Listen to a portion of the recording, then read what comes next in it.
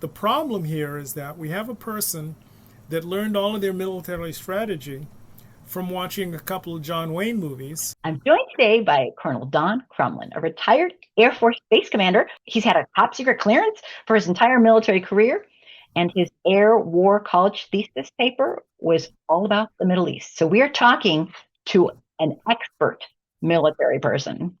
Thank you for being here. My pleasure. Glad to be of service.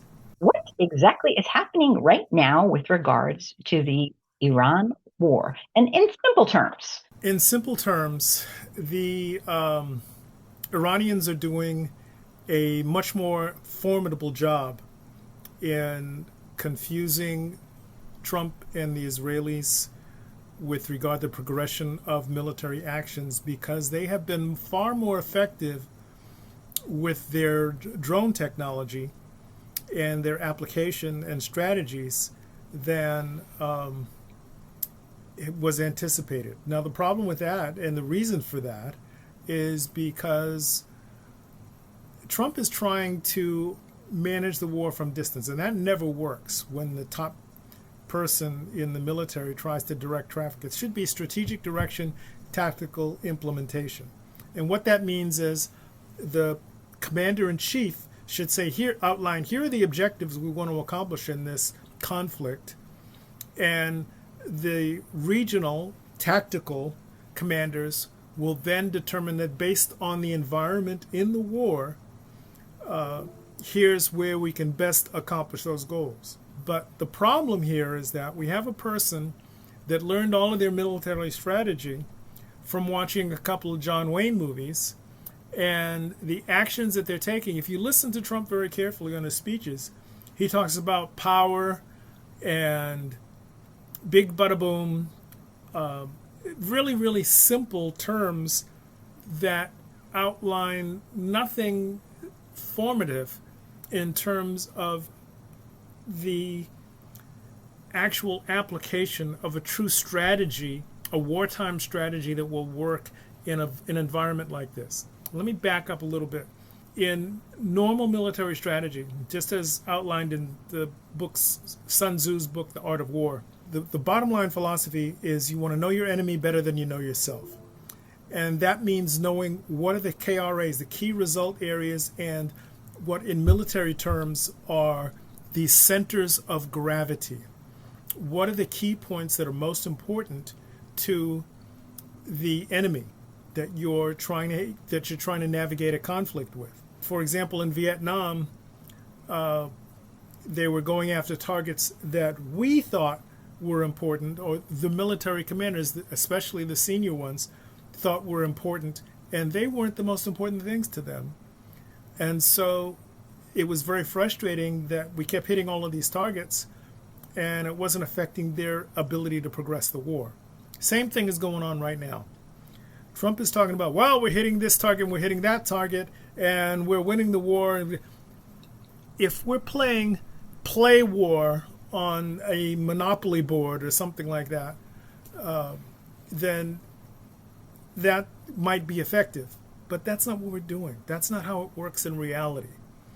The old John Wayne movies that you saw of how things progressed in World War II or whatever, those things don't apply in the modern world in terms of the key objectives to accomplish in order to maintain control and to damage the key target areas that the enemy is concerned about.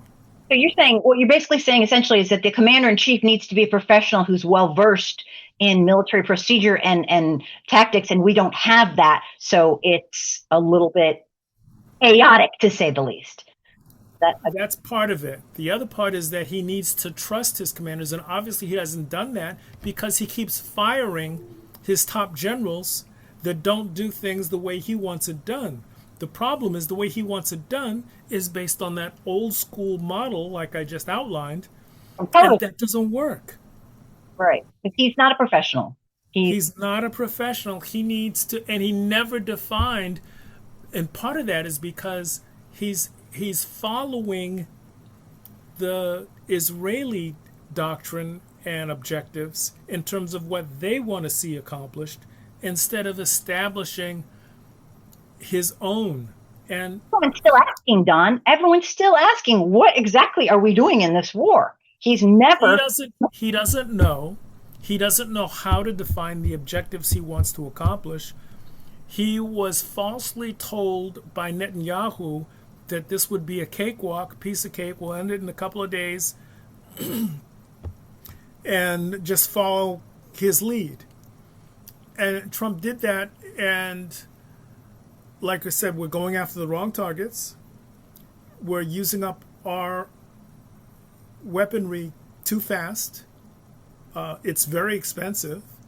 We don't even know the goals for America. So, and we don't even know what our goals are. We should be, if we were going to get into this nonsense in the first place, which we shouldn't be there at all.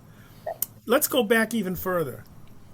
Obama had negotiated a peaceful 15-year agreement. Trump is now trying to negotiate a 10-year agreement. And he's caused all of this problem. All these people have been killed. All these resources have been destroyed. He's done all this damage to the country. They've done all this damage to our bases. He has denied the attrition that we have suffered in terms of we've lost AWACS aircraft. We've lost air refueling aircraft. We've lost buildings in Air Force bases that are on host countries that were our former allies in the area. We don't have too many that are still supporting us in terms of even a support role. Some of them have said, look, we don't want to have anything to do with even the impression of supporting this war. So you can no longer use our bases from which to utilize your aircraft, etc., in order to progress this campaign against the Iranians. Am I wrong to say that this is just a goddamn free-for-all for Trump to play war? That's one way of putting it. I wouldn't say free-for-all, but it's a real mess. They're denying the terms quagmire and that sort of, but that's basically what they put themselves in. It's an absolute bleep show in terms of what's going on, because they have no control, they have no progression, they have no objectives, they have no strategy with regard to what are we really trying to accomplish, what are we really trying to. He just is blankly saying we're winning the war because we're killing everything, we're destroying everything. Well, that's not an objective. The objective should be, here's what we want to accomplish. The bottom line thing that he's saying he wants to accomplish is to take away their ability to have, just like before we had weapons of mass destruction. He wants to take away their nuclear weapon deployment capability. The Iranians have a complex underground system. Just like in Vietnam, they had all those underground tunnels and we couldn't figure out. We'd destroy this, destroy that, and all of a sudden they'd pop up out of nowhere because they had this intricate tunnel system that was all underneath the ground in the country.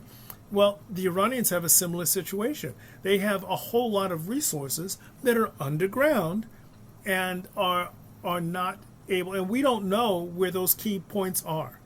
That's another thing that I was trying to describe in my initial description of what are the centers of gravity, what are the key result areas that are important to the Iranians that we don't know where they are or what they're all about or what their capabilities are, because they have a lot of them that are underground and we don't know where those key places are. Now we're bombing places, we're basically playing whack-a-mole and that he's got the military bombing locations that where they think stuff is going on or where they think we can make enough of bomb craters, etc., that it will compromise their ability to navigate through those tunnels to go to the different places they need to go in order to access their weapon systems. But apparently that hasn't been working as optimally as they are claiming in the media, because they still have the ability to control whether there's access and free travel through the Strait of Hormuz. The ships that they are allowing through, they're demanding that the payment be for it should be free flow, but now they're demanding payment because obviously they have to recoup the cost of their war, and they're asking it to be paid in Chinese yuan. Okay, We'll well, talk about currency stuff later. I But have a question for you, Don. yes, I have a question. okay. Is the bottom line for the reason we don't have a clear objective as Americans? Because the clear objective for entering this war for Trump was so that the Epstein files wouldn't get released because somebody's holding something over him. I mean, let's be real. Just asking for a friend, you know? He Everybody suspects, probably rightfully so, that the reason that he tagged along with Netanyahu, and in our previous discussion, I described all of the strategies, nuances, etc., Watch the first video. philosophy in the first video of why the Iranians and the Israelis will always be in conflict. Right, right. So The history. what he's doing is he's utilizing this war as a smokescreen cover for the Epstein files. Because as there are some places that are still leaking stuff out about the Epstein files that are showing him in extremely compromising positions with these basically young girls. Right. We're not even talking about, originally it was said 13 to 15-year-old teenagers. Well, a lot of them have been even younger than that. So it's extremely disturbing. There are a couple of websites that illustrate that. And the amount of and they keep denying that those files, those pictures, those videos, etc., are valid, or their normal blanket term is fake news.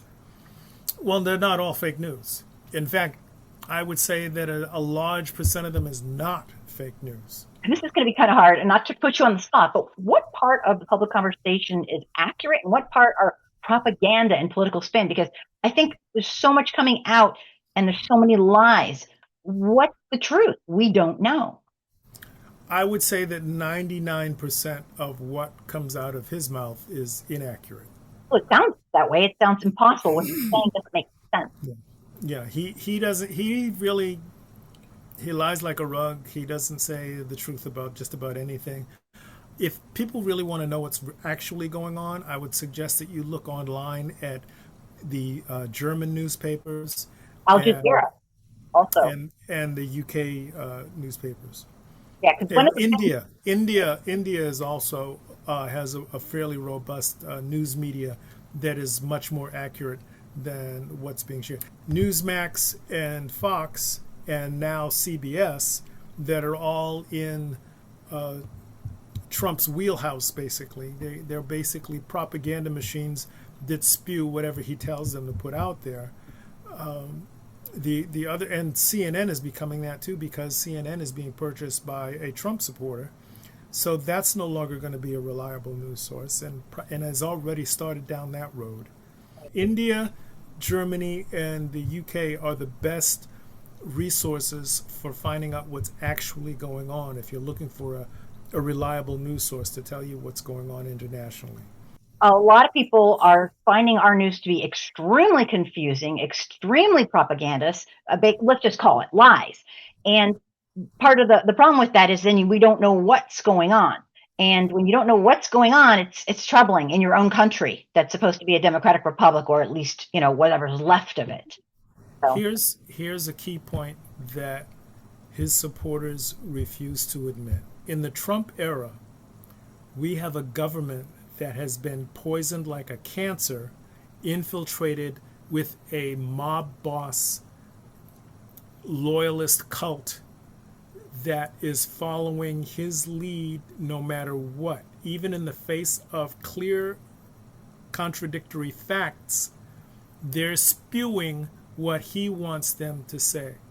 Anytime he gets a question, he talks about a person being a terrible reporter that he doesn't like. If he gets a question he doesn't like, if someone contradicts him, he'll say stuff like, well, you don't know that. You don't know what's really going on. Well, yes, they do, because they're looking at other sources and saying, well, wait a minute.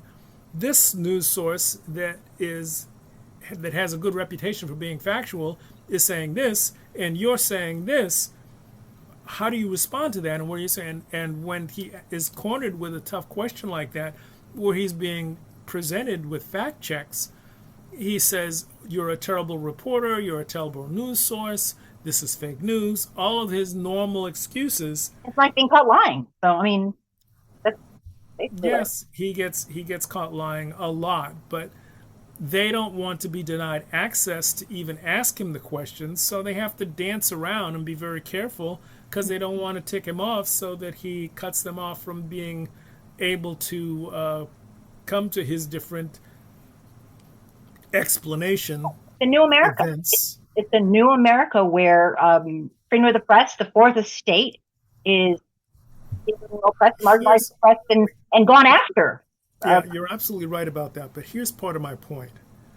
Because he has infused throughout the government, and with this handful of news sources that basically cater to his whim, we have a long term. Even when he's gone, there will be still a community, a cult, if you will, of people that will be spewing this counter, as who was it, Kellyanne Conway, alternative facts.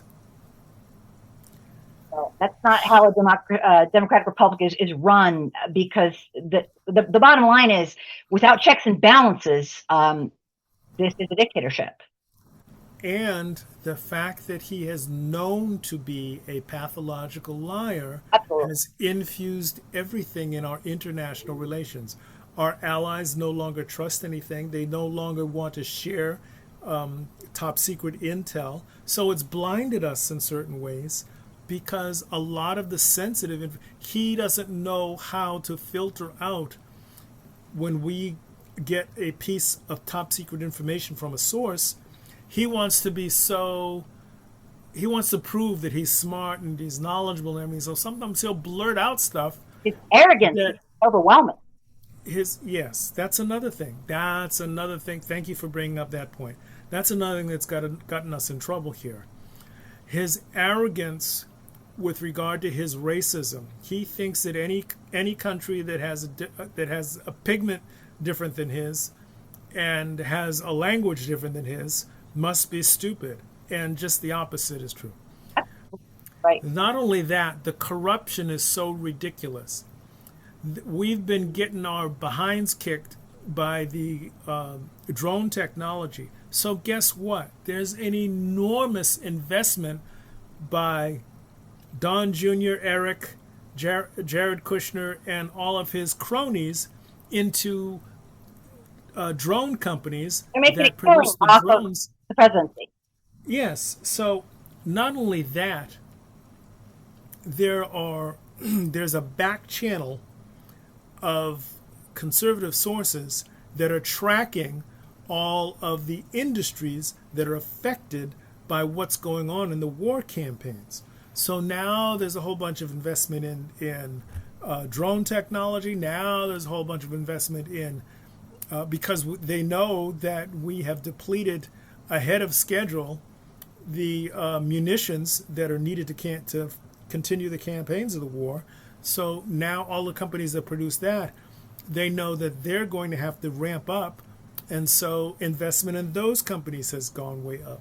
His systematic taking over of every part of our government and Yes, infiltrating every part of each country, and not allowing any separation and any checks and balances is destroying our relationships with, outside of the country and within. He's that is destroying. that is absolutely correct. That is a critical point, and his overt systemic racism in all areas, nationally and internationally, is affecting our credibility, our trust. What is when you break this down? What is the key component of any interpersonal relationship, no matter how close, no matter how distant? Trust and It's honesty, trust. of which they have none. No one can trust his administration. Not trustworthy. Everybody in his administration lies and supports. Have you seen the latest thing that came out in the news just yesterday, I think it was, in that he's trying to push through all of these MAGA judges?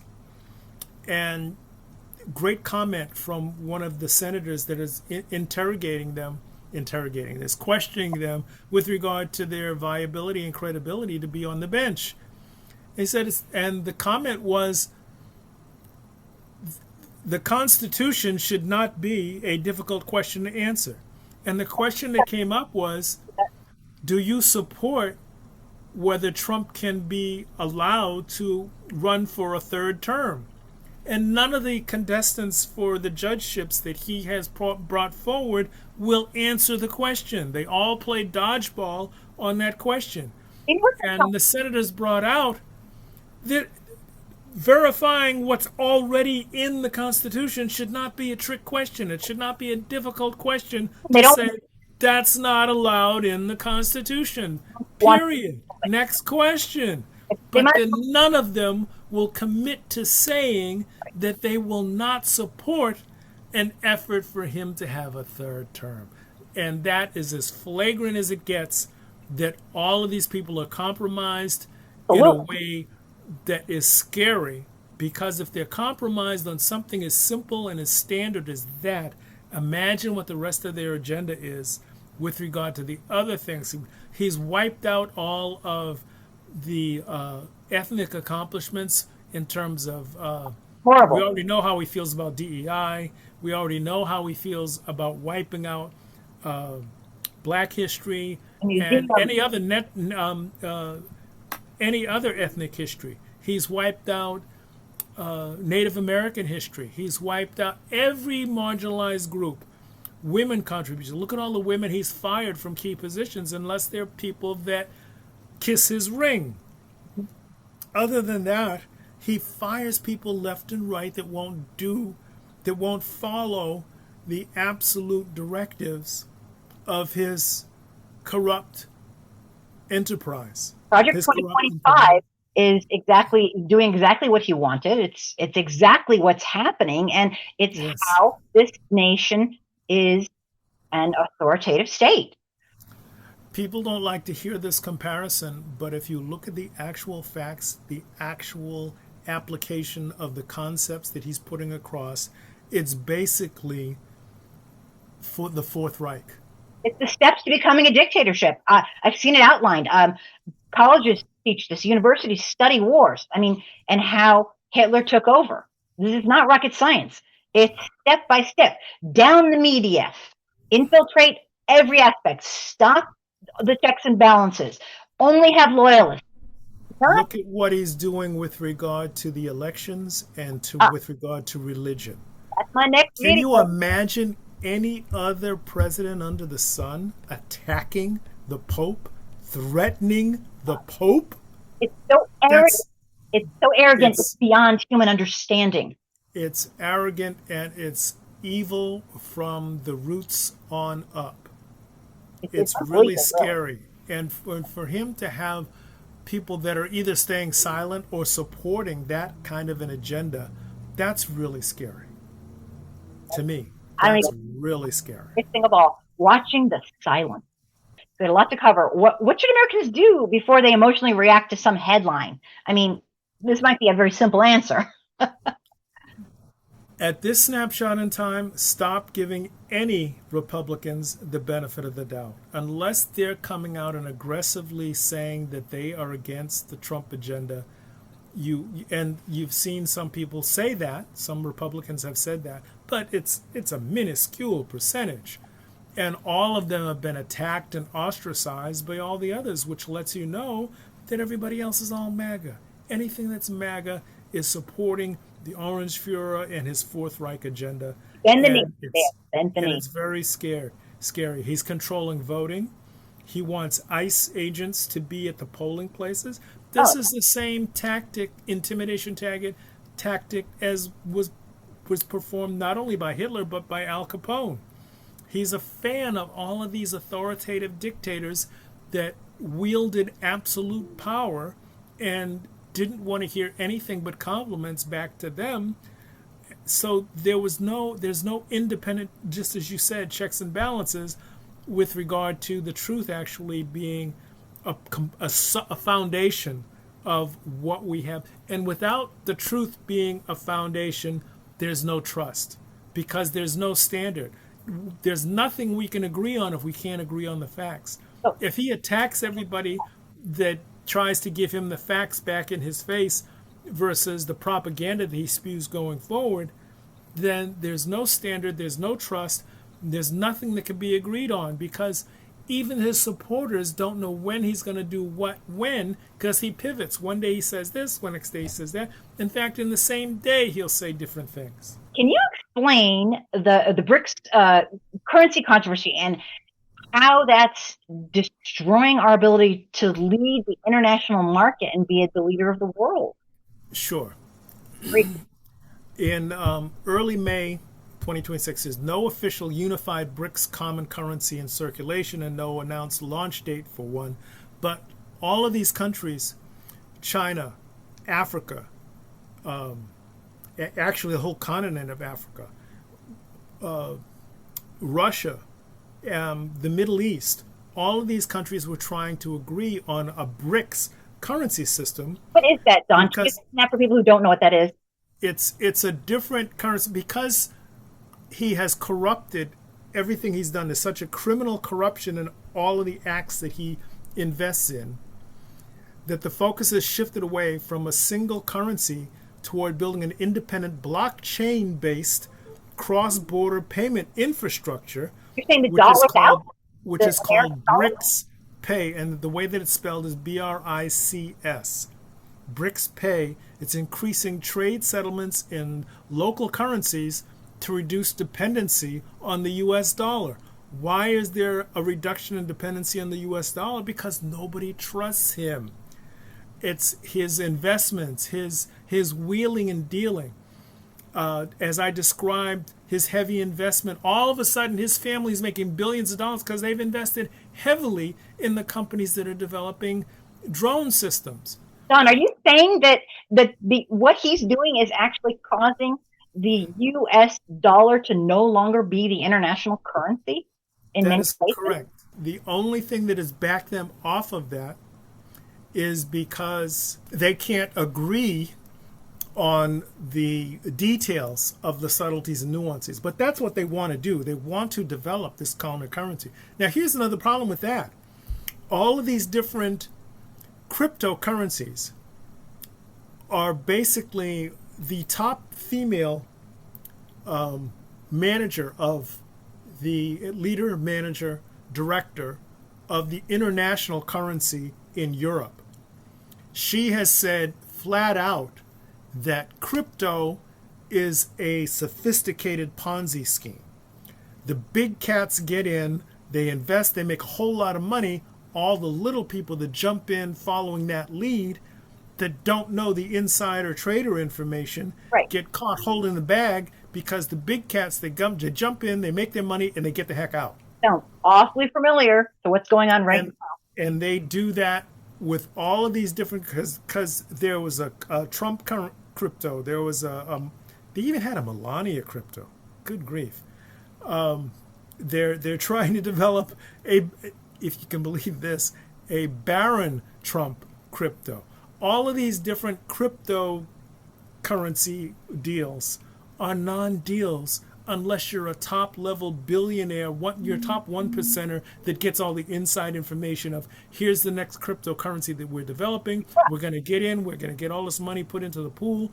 All the smaller guys invest all this money because they're trying to track, oh, the big fish are getting in here, so we better invest in that because that's going to turn into a big thing. And as soon as they get as much as they think they can bleed out of that, the big fish get the heck out of there and take all the profits with them. Yeah. And the cryptocurrency that the smaller people invested in goes downhill and it tanks and they lose all their money. He doesn't care about. This is one of the reasons why the Trump University deal went down. Trump University did not care. One of the reasons that they got busted and were caused, and he got out of that paying 25 cents on the dollar for all of the money that he scammed out of these people. Yeah. is because they were able to prove in court that he was scamming these people out of moms and pops and retirement people. He was getting all of their money. The people that were supposedly teaching in Trump University did not have credentials to teach the real estate concept that they were doing. They were taking a template that Trump had created and scamming these people out of it. And they were encouraged. Oh, don't worry, you're going to make zillions of times your investment back if you empty your credit cards and your bank accounts and your retirement savings and all those things into this thing. And it's the same scam that they're pulling now with cryptocurrency.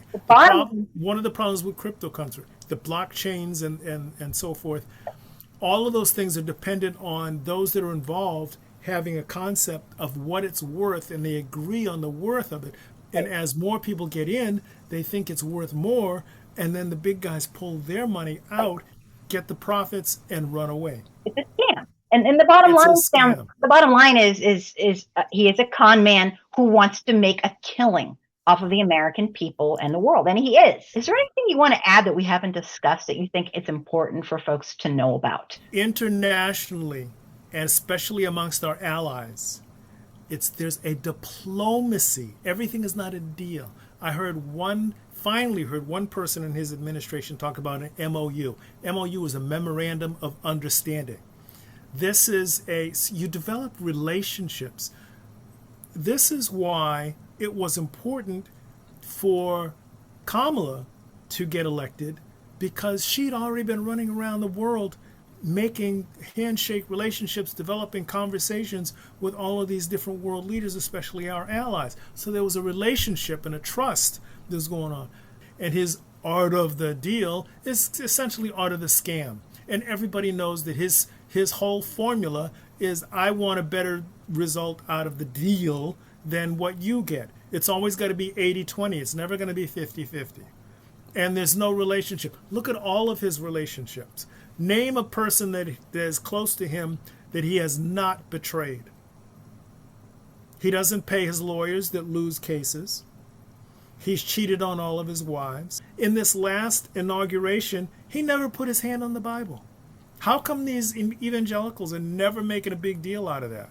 He did not. The only president in the modern era, or any era, that did not actually put his hand on the Bible when he gave the oath.